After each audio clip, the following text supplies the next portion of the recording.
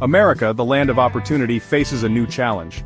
A challenge brewing in its own backyard. We're not talking about Canada, folks. We're talking about the Gulf of Mexico, or as some are now calling it, the Gulf of America. This new name reflects a growing concern: the environmental and economic stability of the Gulf region. Overfishing, pollution, and the ever-present threat of climate change are putting a strain on this vital resource.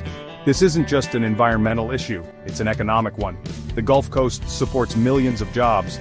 Fishing, tourism, and energy production all depend on a healthy Gulf. But the Gulf is at a tipping point.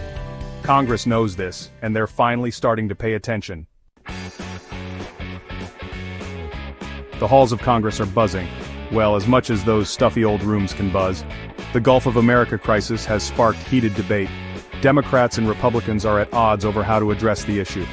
Some call for stricter regulations on industry, pointing to the environmental damage caused by oil and gas exploration. Others argue that overregulation will stifle economic growth in the region. They believe that technological solutions and voluntary measures by industry are the best way forward. Caught in the middle are the coastal communities who rely on the Gulf for their livelihoods. They are demanding action, but what that action should be is still up for debate. The Gulf of America crisis has brought some key figures into the spotlight. Senator Barbara Lee from California has emerged as a leading voice for environmental protection.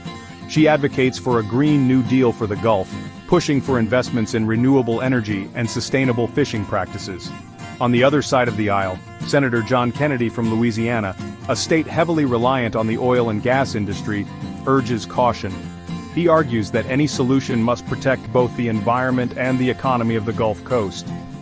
Adding fuel to the fire are the activists and industry leaders who are lobbying hard for their respective positions. The debate is far from over, and the stakes couldn't be higher.